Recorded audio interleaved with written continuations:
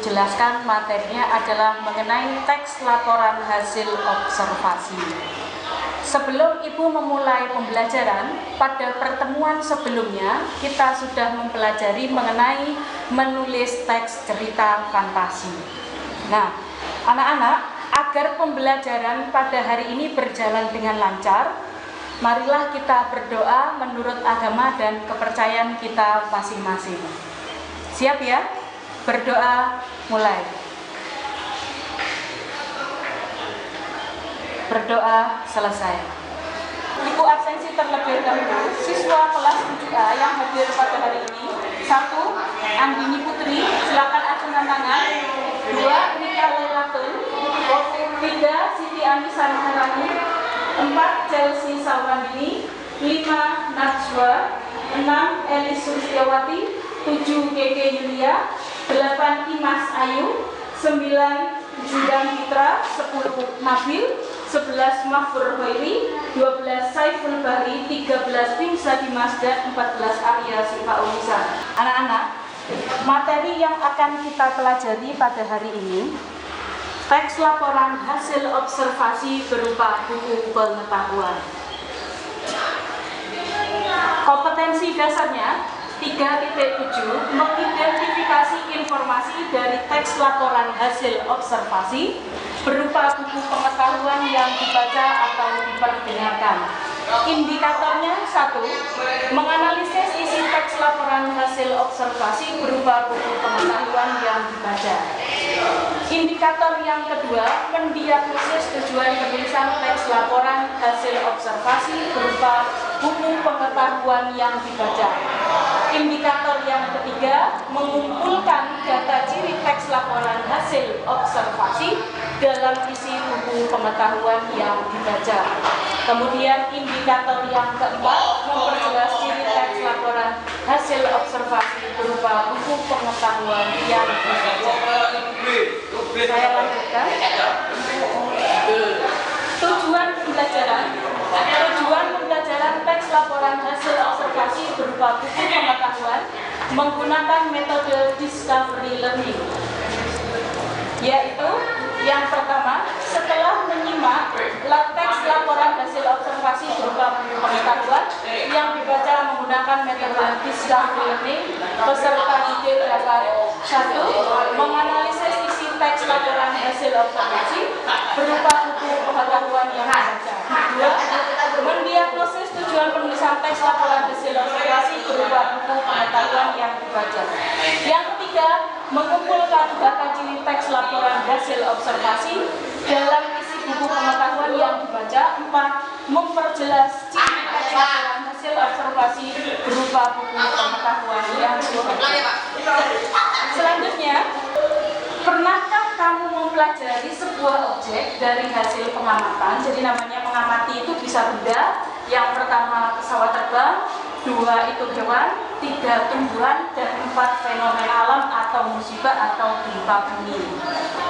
Contohnya, mempelajari bentuk dan pembuatan pesawat terbang, kehidupan, habitat, jenis dari hewan dan tumbuhan atau fenomena alam seperti gempa bumi di buku pengetahuan. Jadi, buku pengetahuan merupakan media yang menyediakan pengetahuan mengenai berbagai hal, mengenai benda, hewan, tumbuhan, fenomena alam, alat, dan sebagainya dari sudut pandang keilmuan. Ya, teks laporan hasil observasi adalah teks yang berfungsi untuk memberikan informasi tentang suatu objek setelah diadakannya penelitian secara sistematis. Laporan hasil observasi menghadirkan informasi tentang suatu hal secara apa adanya, lalu dikelompokkan dan dianalisis secara sistematis sehingga dapat menjelaskan suatu hal secara rinci dari sudut pandang keilmuan. Teks laporan hasil observasi bisa berupa riset ya, riset itu hasil penelitian secara mendalam tentang suatu benda, tumbuhan, hewan, konsep, dan ekosistem. Teks laporan hasil observasi berupa buku pengetahuan, kalau disimpulkan berdasarkan penjelasan saya tadi, adalah wacana berisi informasi tentang suatu hal seperti benda, hewan, tumbuhan, kemudian fenomena alam, alat, dan sebagainya, lalu dikelompokkan dan dianalisis secara urut, sistematis, sehingga dapat menjelaskan suatu hal secara rinci dan dari sudut pandang keilmuan. Dari sini terlebih dahulu ada yang ingin ditanyakan dari anak-anak? Bukan ya, Ibu lanjutkan. Ciri-ciri teks laporan hasil observasi. Yang pertama, berisi pembahasan berupa ilmu tentang suatu objek atau konsep. Jadi namanya teks laporan hasil observasi dalam buku pengetahuan itu pasti ada unsur objek yang diamati. Kedua, membahas objek yang bersifat umum. Kemudian yang ketiga, bertujuan menjelaskan dari sudut pandang ilmu. Yang bertanya, tidak ya, jelas ya. Yang keempat, membahas objek secara sistematis. Secara sistematis itu secara apa? Pembahasan objeknya itu betul-betul secara lengkap, betul-betul secara rinci, betul-betul secara detail. Kemudian yang kelima, merinci objek atau dari sudut ilmu. Ada definisi, kemudian ada klasifikasi, ada jabaran ciri objek. Contohnya apa definisi? Ada kata adalah, ada kata memiliki, ada kata merupakan, ada kata termasuk ke dalam, kemudian ada kata juga hubungan dalam. Nah, itu yang menunjukkan definisi. Ciri-ciri teks laporan hasil observasi yang kedua, namanya hasil pengamatan pasti ada bukti. Apa contohnya? Diagram. Dan ada foto. Kemudian yang kedua, beberapa istilah ilmiah dan teknis. Yang warna ada warnanya pasti karena ada foto, ada diagram pasti ada warnanya. Ada bentuk, ada ukuran, ada bagian tubuh, habitat, kebiasaan, fungsi dan kegunaan. Jadi seperti itu ya. Ada yang ditanyakan dulu? Tidak. Jadi kalau tidak paham silakan bertanya. Teks laporan hasil observasi buku pengetahuan berjudul Hutan Bakau. Sumbernya Kementerian Pendidikan dan Kebudayaan 2016, buku siswa mata pelajaran Bahasa Indonesia Jakarta Kementerian Pendidikan dan Kebudayaan. Sumbernya ya. Nah, di sini ada hutan bakau. Indonesia menjadi negara dengan hutan bakau paling luas di dunia. Indonesia disebut sebagai negara tropis.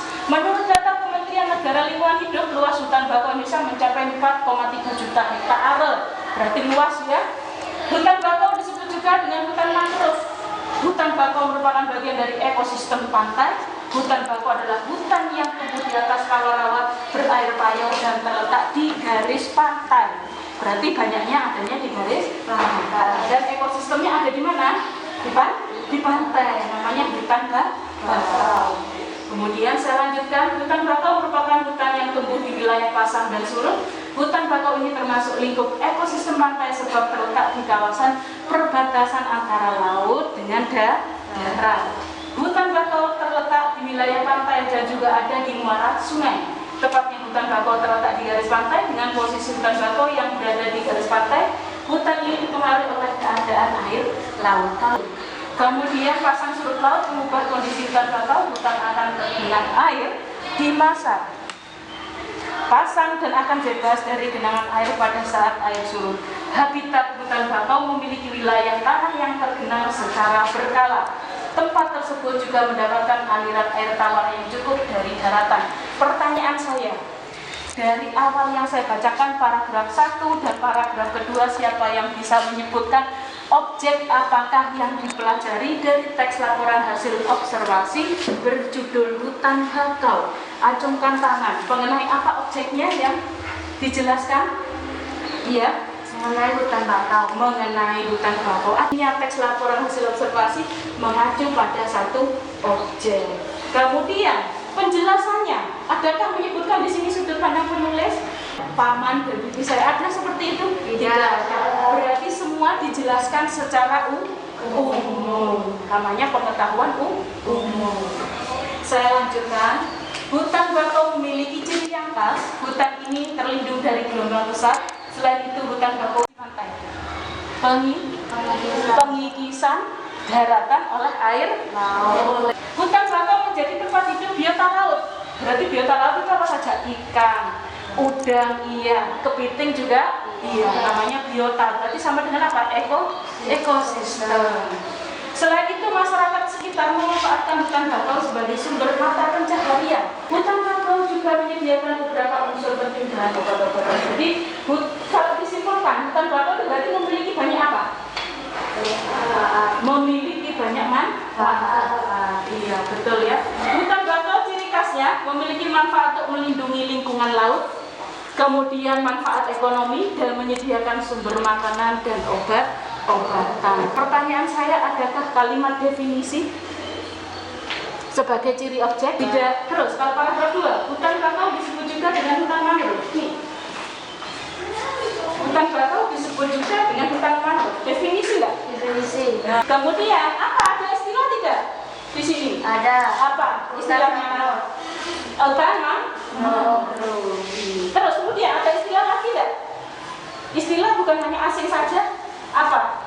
Istilah itu gini anak-anak, misalnya dalam pembelajaran IPA ada fotosintesis, iya kan? Kemudian ada step, iya kan? Kalau di sini ada nggak istilah? Paragraf 2. Apa? Ayo. Istilah biologi apa ya? Mana? Hutan kah? Ekosistem kah? Ekosistem itu adalah habitat. Rawa-rawa berair payau dan terletak di garis pantai. Istilah nggak garis pantai? Istilah. Apa sih garis pantai? Itu yang menghubungkan antara laut dengan daratan. Nah, sekarang saya tanya, Indonesia menjadi negara dengan hutan bakau paling luas di dunia. Ini kira-kira fakta bukan? Fakta. Nah, kenapa? Karena ada pendukungnya apa? Menurut data Kementerian Negara Lingkungan Hidup, luas hutan bakau Indonesia mencapai 4,3 juta hektar. Nah, klasifikasi itu misalnya jenisnya. Ya, di sini ada tidak hutan tanaman bakau dijelaskan klasifikasinya, ada apa tidak? Dalam teks yang di depan ada apa tidak? Klasifikasinya bakau misalnya dibedakan menjadi 2 jenis. Ini dan ini ada tidak? Tidak ada. Berarti kalimat klasifikasi tidak ada. Ada enggak ciri-cirinya? Ayo, sing ayo. Paragraf 3, 4 atau 5 ada yang mana? Jabaran ciri objek yang mana? Hutan bakau.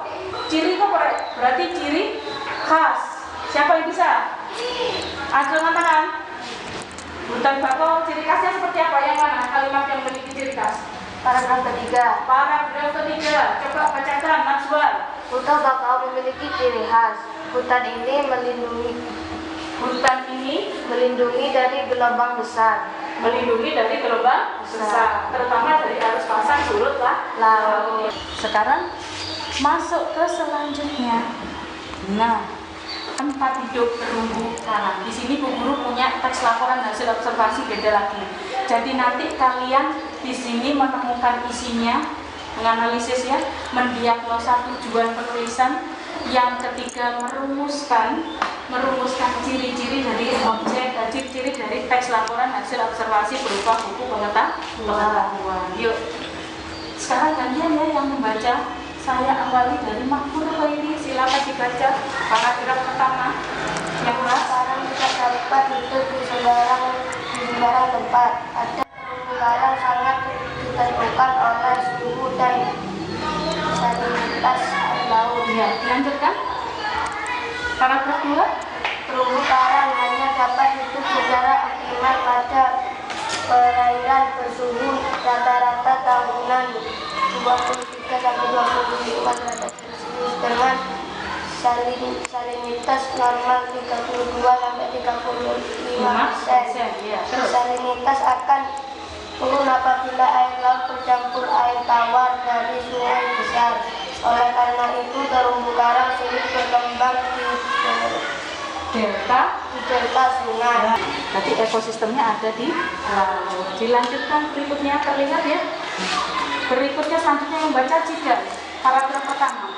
Perkembangan terumbu karang juga ditentukan oleh penetrasi sinar matahari dan besar tidaknya arus gelombang penyinaran matahari yang dapat masuk hingga kedalaman ideal 25 meter dapat masuk dan maksimal 75 meter akan membantu terumbu karang berfotosintesis. Nah, terumbu karang bisa berfotosintesis kayak tumbuhan yang ada di darat ya. Dilanjutkan. Terumbu karang lebih suka hidup di perairan dengan arus gelombang yang besar karena dapat menyuplai air segar, oksigen, dan plankton. namun harus gelombang yang terlalu besar seperti tsunami justru dapat merusak struktur terumbu karang. Berdasarkan letaknya terumbu karang dibedakan menjadi tiga, koefektif yang berhadapan langsung dengan laut lepas, refleks di perairan yang relatif dangkal atau terkena sinar matahari, dan backcliff terletak di belakang refleks. Meskipun terlihat keras dan kokoh, sebenarnya karang sangat rentan terhadap perubahan lingkungan. Keseimbangan alam sangat menentukan hancur dan tidaknya karang. Nah, secara garis besar karang terbagi menjadi dua jenis, yaitu karang lunak dan karang keras batu. Karang lunak yang berbentuk seperti tanaman tidak bersimbiosis dengan alga. Keras dibentuk oleh zat kapur yang dihasilkan oleh polip, karang keras bersimbiosis dengan alga. Nah, kemudian ada beragam terumbu karang yang hidup dan berkembang di laut. Ada Acropora cervicornis, jenis terumbu karang yang terbentuk cabang-cabang silindris berbentuk pipa. Jadi sama seperti pipa, jadi ujungnya ada panjang-panjang seperti pipa. Kemudian Acropora microthalma, terumbu karang yang luas koloninya dapat mencapai 2 meter. Acropora millepora, jenis terumbu karang yang berbentuk bantalan dengan cabang. Yang mana anak contohnya? Ini atau ini atau ini yang berbentuk bantalan? Yang mana? Yang berberapa gambarnya? Yang ketiga. Jadi berbentuk, kamu lihat di sini di gambar yang bukan lebih banyak jenis ini ya. Acropora microthalma. Tipe terumbu karang tepi, berarti mestinya ada di tepi pesisir pantai. Terumbu karang penghalang, itu terumbu karang yang terletak jauh di lepas pantai. Terumbu karang cincin, yaitu terumbu karang yang berbentuk tenggelamnya pulau vulkanik. Ini contohnya ya.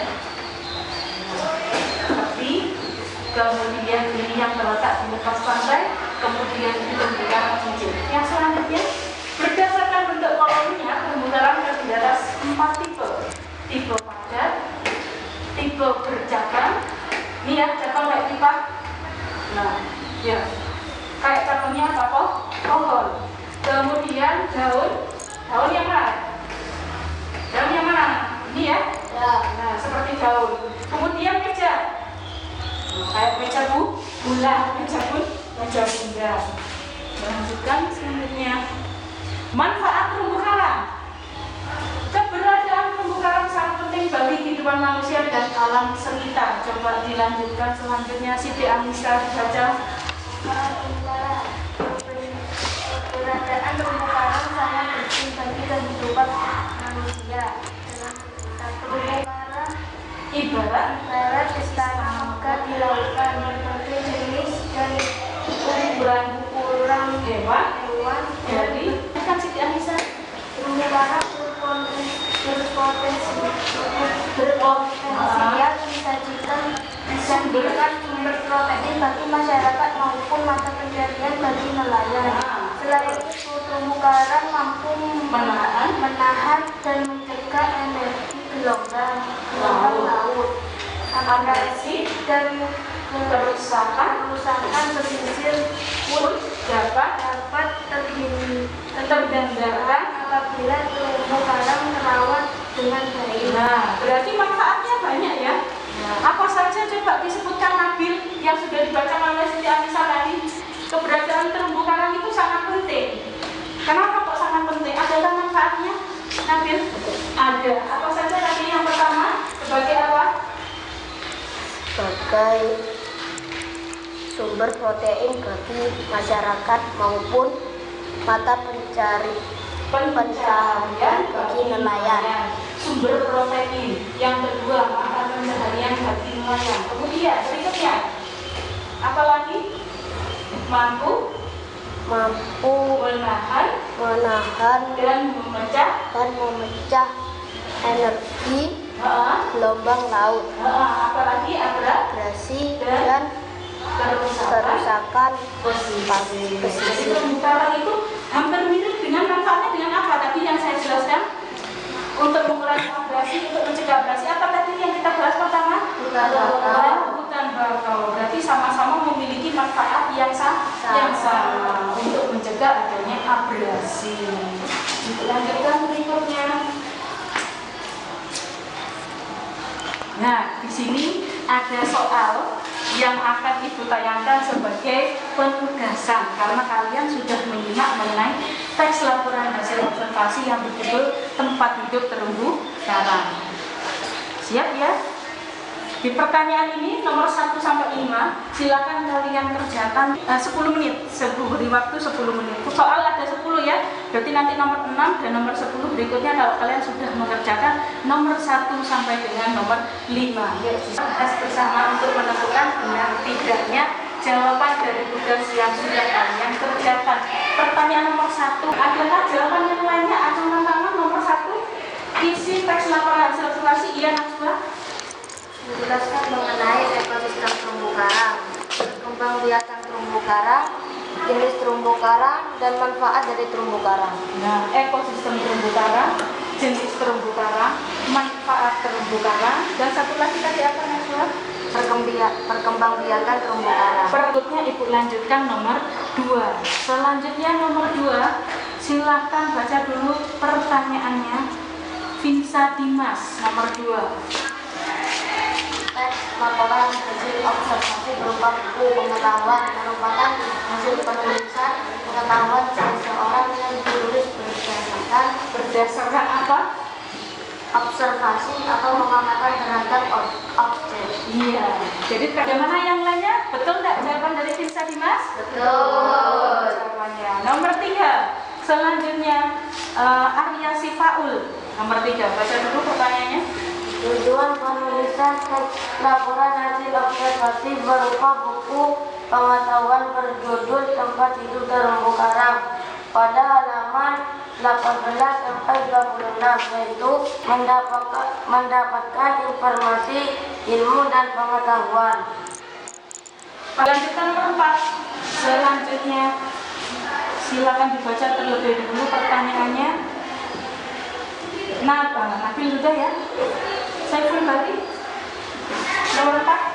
Objek yang dijelaskan dalam isi teks laporan hasil observasi berupa buku pengetahuan berjudul tempat hidup terumbu karang pada halaman 18 sampai 26 bersifat. Nah, gimana sifatnya objek yang dijelaskan? Bersifat umum dari sudut pandang keilmuan. Silakan yang menjawab pertanyaan nomor 5. Elis Sulistiowati. Pengetahuan yang didapatkan dengan menganalisis isi teks laporan hasil observasi berupa buku pengetahuan berjudul tempat hidup terumbu karang pada halaman 18 sampai 26 ialah terumbu karang. Berikutnya mulai dari balik lagi Andini Putri. Mana? Gambaran didapatkan dalam isi teks laporan hasil observasi berupa buku pengetahuan berjudul tempat hidup terumbu karang pada halaman 18 sampai 26 dijelaskan dalam bahasa Dalam judul apa? Dalam buku jenis terumbu karang. jenis terumbu karang. Betul ya, jabaran ciri-cirinya objek yaitu jenis terumbu karang. Berikutnya nomor 7. Rika Lekatul.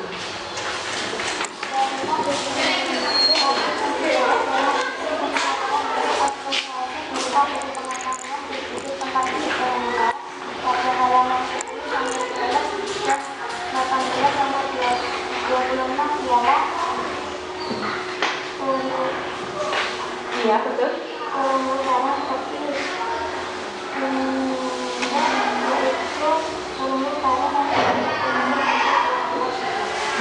Berarti ada kata yaitu, ada kata yaitu, adalah memiliki yaitu disebut juga. Itu namanya definisi. Betul ya jawabannya ya anak? Jawabannya? Iya.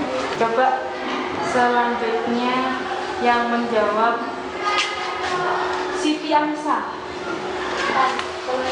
Klasifikasi objek yang dibahas dalam isi teks laporan hasil observasi berupa buku pengetahuan berjudul terumbu karang pada halaman 10 sampai 11 dan 18 sampai 26 ialah A. Berdasarkan letaknya terumbu karang dibedakan menjadi 3. B. Adalah garis besar karang terbagi menjadi 2 jenis, yaitu karang lunak dan karang keras atau batu.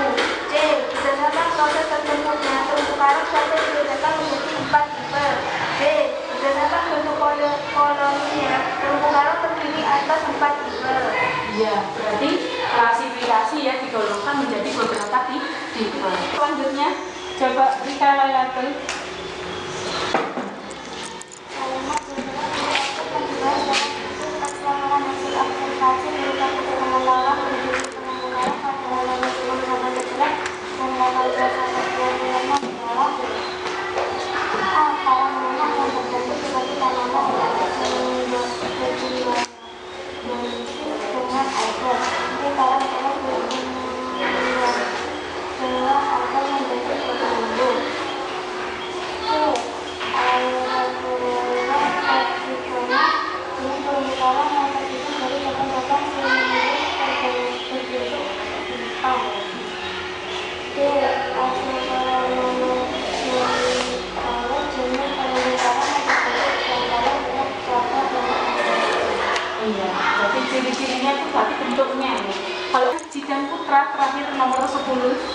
Ciri isi dalam teks laporan hasil observasi berupa buku pengetahuan antara lain Apa saja? 1. membahas mengenai satu objek, Membahas mengenai satu objek, betul ya. 2. informasi mengenai objek, Informasi mengenai objek, bagaimana yang lainnya, betul ya. 3. ilmu, Ilmu. pengetahuan, menjelaskan mengenai definisi, klasifikasi, jabaran ciri objek, dan betul. pengamatan terhadap objek. Nah, kita sudah membahas mengenai teks laporan hasil observasi berupa buku pengetahuan pada pertemuan yang pertama. Pertemuan kedua pada pertemuan berikutnya yang akan kita pelajari adalah mengenai mengumpulkan isi teks laporan hasil observasi berupa buku pengetahuan. Nah, pada pertemuan pertama pada hari ini pembelajaran selesai dan terima kasih. Nah, sebelum ditutup ya berdoa terlebih dahulu. Silakan dipimpin berdoa terlebih dahulu. Selanjutnya anak dipimpin doa terlebih dahulu. Berdoa mulai. Berdoa selesai. Terima kasih. Wassalamualaikum warahmatullahi wabarakatuh.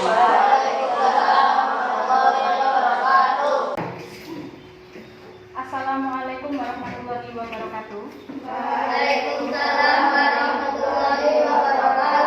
Nah, anak-anak, kita berjumpa lagi pada hari ini, Selasa 24 November 2020. Nah, pada pertemuan hari ini, sebelum Ibu memulai pembelajaran, Ibu ingin menanyakan kabar kalian terlebih dahulu. Bagaimana kabarnya pada hari ini? Alhamdulillah, mudah-mudahan kita selalu semangat untuk tetap belajar walaupun sekarang sedang dalam masa pandemi. Nah, anak-anak, agar pembelajaran pada hari ini berjalan dengan lancar, marilah kita berdoa terlebih dahulu sesuai dengan agama dan keyakinan kita masing-masing. Doanya silakan dipimpin. Saya minta untuk Saiful Bari memimpin doa. Silakan dipimpin doa teman-temannya. Doa mulai. Selesai. Terima kasih. Sebelum kita masuk materi, Ibu akan mengabsensi kehadiran kalian masing-masing. Yang pertama, Andini Putri, acungkan tangan. Ya. Dan sebutkan kata hadir ya. 2. Rika Lailatul. 3. Siti Anissa Maharani. 4. Chelsea Salmandini. 5. Najwa. 6. Elis Suryawati. 7. Keke Yulia. 8. Imas Ayu. 9. Jidan Putra. 10. Nabil. 11. Mahfur Khairi. 12. Saiful Bahri. 13. Hinsa Dimas. Dan 14. Arya Sifa Aulisa. Kalian bisa menyebutkan teks apa yang sudah kita pelajari pada sebelumnya? Iya. Teks laporan hasil observasi berupa buku pengetahuan. Teks hasil observasi berupa buku pengetahuan. Itu menyimpulkan isi teks laporan hasil observasi yang berupa buku pengetahuan yang dibaca dan didengar. Berarti nanti teksnya dibaca terlebih dahulu, kemudian kalian menyimak pembacaan teksnya. Indikator 4.7.1 menganalisis gagasan pokok. Jadi nantinya kalian akan menemukan gagasan pokok dan gagasan penjelas dalam teks laporan hasil observasi. 4.7.2 menyimpulkan gagasan pokok dan penjelas berupa buku pengetahuan yang dibaca dan diperdengarkan. 4.7.3 merumuskan informasi yang dibahas dalam keseluruhan isi teks laporan. Pembelajaran 1. Setelah menyimak teks laporan hasil observasi berupa buku pengetahuan menggunakan metode problem-based learning, peserta didik dapat menganalisis gagasan pokok dan penjelas dalam teks laporan hasil observasi, menyimpulkan gagasan pokok dan penjelas dalam teks hasil observasi, merumuskan informasi yang dibahas dalam keseluruhan isi teks laporan hasil observasi berupa buku pengetahuan. Jelas ya apa yang Ibu sampaikan? Ini sudah kita pelajari. Nah, iya, Ibu jelaskan mengenai gagasan pokok dan penjelas. Gagasan utama adalah pokok pemikiran utama dari suatu paragraf. Kemudian, gagasan utama biasanya terletak pada awal kalimat yang disebut dengan paragraf deduktif atau akhir kalimat yang disebut paragraf induktif. Ada pula paragraf yang memiliki gagasan utama ada di awal dan di akhir kalimat yang dinamakan paragraf campuran. Jelas ya? Berikutnya. Di sini ada teks laporan hasil observasi buku pengetahuan berjudul Museum. Jadi Ibu contohkan untuk menjelaskan gagasan pokok dan penjelas. Rujukannya terdapat 3 jenis museum. Museum nasional adalah museum yang koleksinya terdiri atas kumpulan benda yang berkaitan dengan bukti material manusia dan atau lingkungannya dari seluruh wilayah Indonesia yang bernilai nasional. Berarti nasional di provinsi, museum yang koleksinya terdiri dari kumpulan benda yang berkaitan dengan bukti material manusia atau lingkungannya dari wilayah provinsi. Museum lokal, museum yang koleksinya terdiri atas kumpulan benda yang berkaitan dengan bukti material manusia atau lingkungannya dari wilayah kabupaten atau kota. Apa yang dibahas dari sini mengenai apa anak? Jenis-jenis museum, betul ya? Ya. Kemudian gagasan pokoknya, yang mana kira-kira dari kalimat awal dalam paragraf 2 dan kalimat akhir dalam paragraf 2 yang menjelaskan mengenai kedudukannya atau jenis museum berdasarkan kedudukannya. Yang mana? Awal atau akhir? Awal. Berdasarkan kedudukannya ada jenis museum. Baru yang lainnya adalah benda. Gempa bumi merupakan suatu peristiwa bergetar atau terguncangnya permukaan bumi karena gerakan bumi yang tiba-tiba akibat pelepasan energi bumi. Kalimat kedua, Gerakan itu melepaskan sejumlah energi besar yang kemudian dijalankan ke segala arah di permukaan bumi, baik yang tertutup daratan maupun lautan. iya.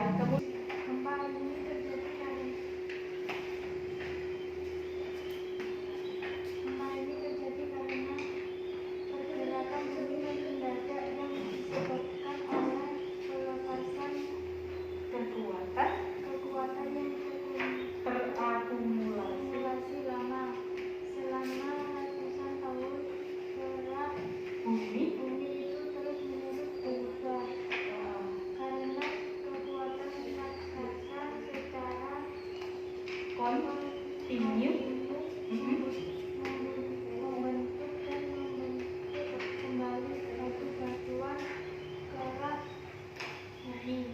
bumi. Dilanjutkan berikutnya belakangnya. Batu-batuan itu dibawa menjadi lingkaran besar Pilih. dan kemudian diletakkan. Proses ini biasanya tergantung lambat sehingga kita tidak menyadarinya. Ya. Proses ini biasanya berlangsung lambat sehingga kita pun tidak menyadarinya. Jangan dulu. Silakan foto-fotonya, peregangan terlebih dulu selama 5 menit. Nah, putar badannya. Silakan dulu. Relaksasi, yuk Mahfur, relaksasi dulu badannya. Nah, digeleng-gelengkan kepalanya yang panjang. Kemudian hembuskan. Tarik nafas lagi yang panjang.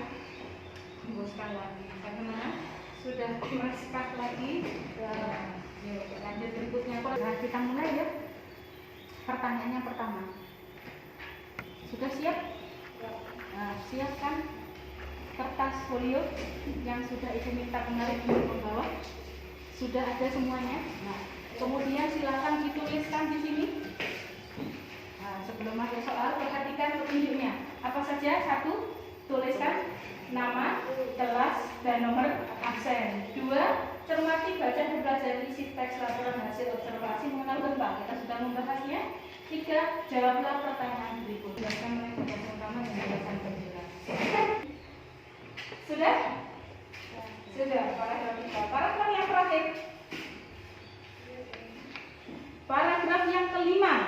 Gagasan utamanya dan gagasan penjelas. Kalau tadi tektonik berarti artinya sekarang adalah vulkan. 1. Paragraf yang kedua. Ya. Dulu ya, siapa namanya? Rika. Siapa? Elis Lisdawati. Ya. Gempa dapat terjadi kapan saja. Kita tidak dapat memprediksi datangnya gempa. Itu gagasan utama atau gagasan penjelas? Gagasan utama. Gagasan utama. Betul ya? Gimana yang lainnya?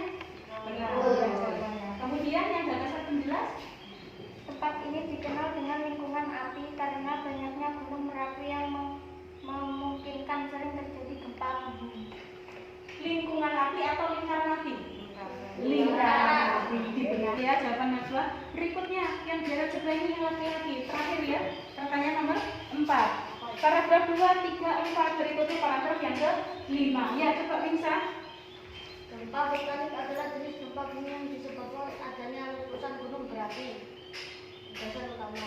Gagasan utama. Gagasan penjelas. Ketika tekanan tersebut meningkat, letusan yang terjadi dapat menimbulkan gempa yang sangat dahsyat. Iya, betul ya. Jawabannya ada di awal paragraf. Nah, anak-anak, pembelajaran untuk hari ini mengenai menyimpulkan isi teks laporan hasil observasi, yaitu menemukan gagasan pokok dan gagasan penjelas, itu sudah terjawab. Berikutnya, soal nomor 2. Nah, sekarang kalian menyimpulkan dari hasil gagasan pokok dan gagasan penjelas keseluruhan, kemudian kalian simpulkan isinya. Pertanyaan nomor 2, siapa yang akan menjawab nomor 2? Ya, Saiful. Baca dulu pertanyaannya. Rumusan informasi yang dibahas dalam keseluruhan teks laporan hasil observasi berupa pengetahuan berjudul mengenal gempa bumi halaman 10 sampai 13 berdasarkan hasil analisis gagasan pokok dan penjelas yaitu Mengenai apa? Mengenai gempa bumi. Gimana yang lainnya? Jawabannya Saiful? Ya, betul ya. Terima kasih atas kegiatan pembelajaran hari ini. Anak-anak sudah cukup aktif.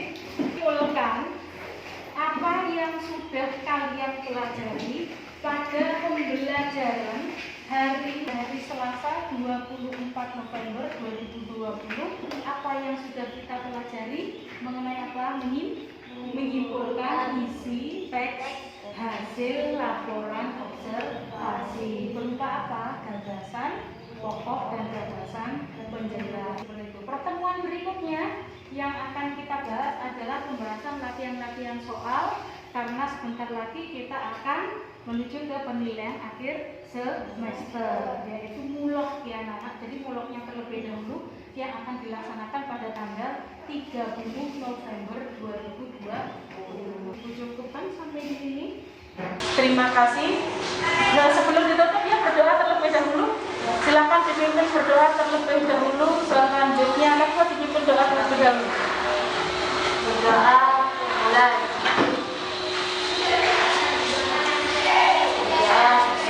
Terima kasih. Wassalamualaikum warahmatullahi wabarakatuh.